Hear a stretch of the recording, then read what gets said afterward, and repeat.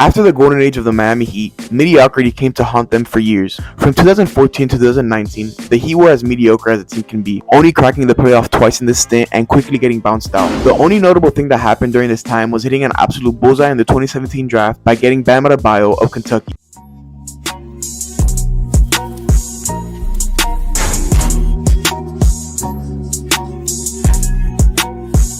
A future all-star player. Following the departure of LeBron, the Heat were led by a cast of misfits. Names like Goran Dragic, Dion Waiters, Luke Babbitt, Joe Green, and Josh Richardson, all really considered journeymen and role players who would normally take 5 to 8 shots a night, had to step up for bigger roles and learn to adapt to take 13 to 20 shots a night. The Miami Heat, as I mentioned, were mediocre at best, plagued with bad contracts and lazy players. The Heat were kinda in a hole, but I will say, one positive thing emerged from this weird time. A culture was built in Miami, more specifically, Heat culture. What this meant is no matter the players playing on the floor that night, you had to give it your 110%. Doesn't matter if you were playing the Steph Curry-led Warriors or a Pistons team led by Andre Drummond that was bad at the time. The Heat were known as a gritty team, a team that wasn't gonna give up, and that's the reputation that they earned during this stint. But in the summer of 2019, suddenly everything changed. After the legend Dwayne Wade retired and drafting Kentucky's star guard Tyler Hero, a all-star in Jimmy Butler was coming to the Heat via sign and trade. At first, this was laughed at. Why? Why there? Out of all the teams? Really?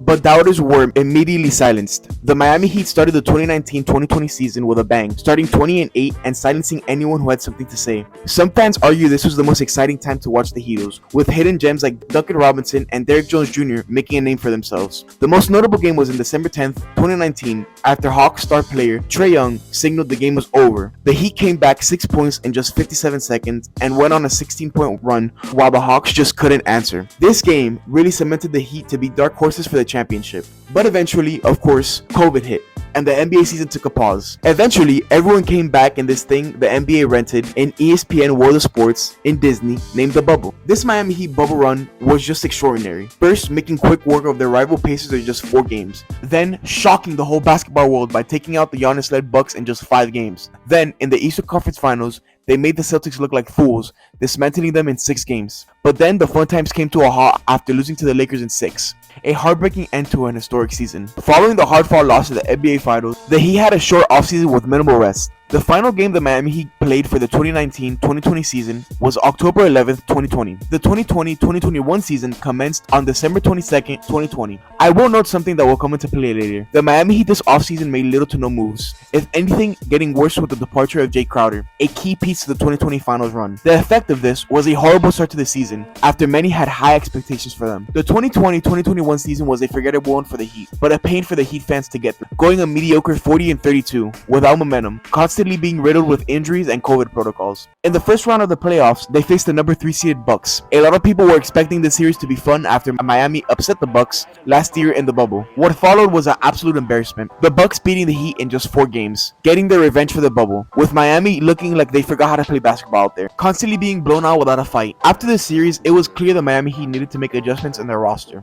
The offseason was a big wood for Miami, signing veteran guard Kyle Lowry to a 3-year, $85 million contract. Looking back, this contract plagued the Heat. Even though Lowry can be an important piece in a championship team, and he had brief success with the Heat, this contract was a huge overpay and held back the Heat from doing other moves to help the team in the future. During this offseason as well, they signed PJ Tucker, a roughneck player that screams Heat culture. At the time, Miami Heat fans were excited for this new team, and they were right. The 2021-2022 season was the best time to watch Miami Heat basketball in the decade so far, opening the season 13-8 and playing fun and refreshing basketball, eventually going on to win the Southeast Division and be first in the East with 53 wins. Fans were riled up, expecting this year to be their year. And after the first playoff series, it only fueled us more, with Miami dismantling the sleeper Hawks in just 5 games, and having Trae Young in a cell holding him to 15 points a game. Next was the ever so dangerous Philadelphia Sixers. At first, the Heat took advantage of a star player who was injured in Joel Embiid, with a broken orbital fracture by taking the first 2 games and jumping out to a 2-0 lead. But after Joel returned game 3,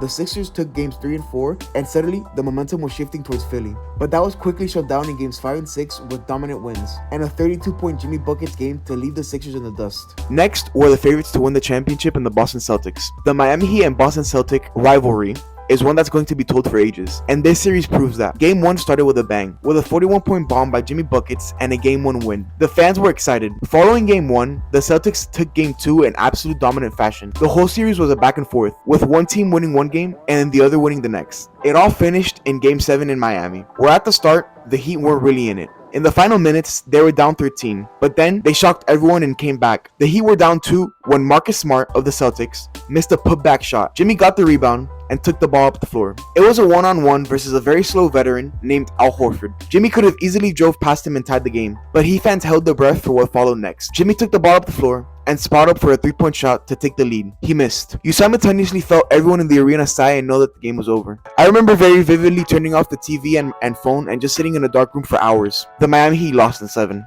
A very successful season, but in the end, another heartbreaking end to a series.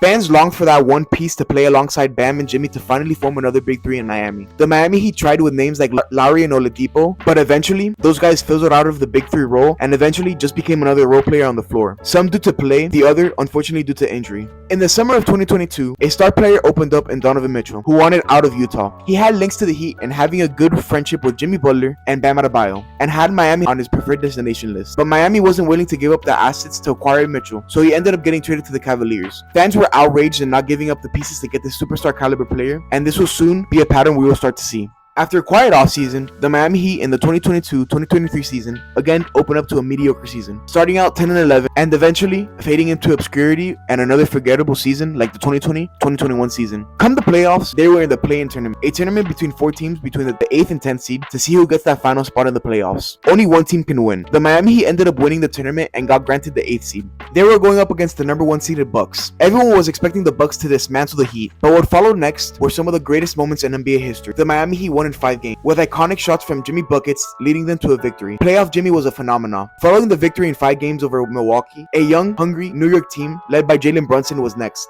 Despite Brunson's best efforts, he simply couldn't be a one-man show against the Heat, and Miami ended up winning in 6 at home, back in the Eastern Conference Final versus our foe in Boston. It was almost a repeat of last year. After an amazing start to the series, winning the first 3 games and taking a 3-0 series lead in the blink of an eye, and having a trip to the finals just 1 game away, the Heat would slip Game 4, then Game 5, then Game 6 at home by a buzzer beater, and suddenly it was 3-3 with the momentum on Boston's side. Fans were shocked, scared, and most importantly, disappointed. Are we really about to be the first team in NBA history to blow a 3-0 lead? No, with Miami dismantling Boston away and winning Game 7 to win a date with Denver in the NBA Finals. Fans took to the streets to celebrate. Finally, the Heat are back where they should be, in the finals. The only problem is, they were going up against a juggernaut in Denver. The well-rested Nuggets took advantage of a fatigued Heat team and won in 5 games. They were so close, just 3 games away from bringing a championship to the 305, but they couldn't. Heat fans, after seeing how close they were to a championship, were hungry for that 3rd and final piece to the puzzle. But in the summer of 2023, it was the beginning of the end. After losing 2 integral pieces to the championship team in Max Strus and Gabe Vincent, days later, a superstar in Damian Lillard became available, and the Miami Heat had a chance to get that final piece. With Lillard having Miami at the top of his destination list, and also Jimmy Butler making it clear he wants him on his team, it was a no-brainer to make this move.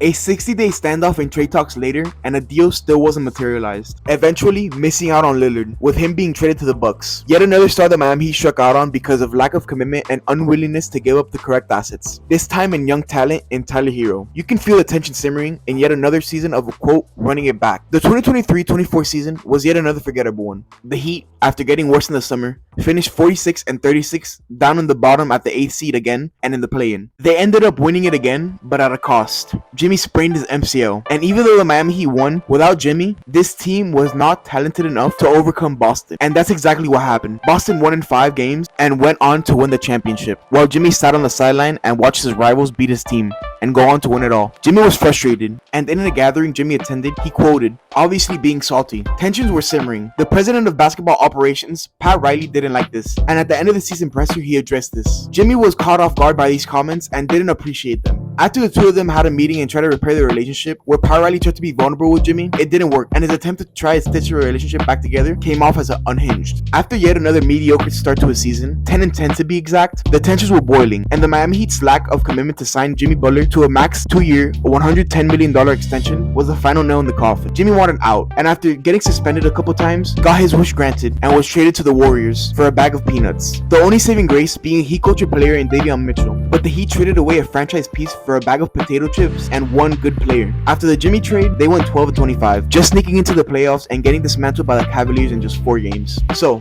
the causes and effects.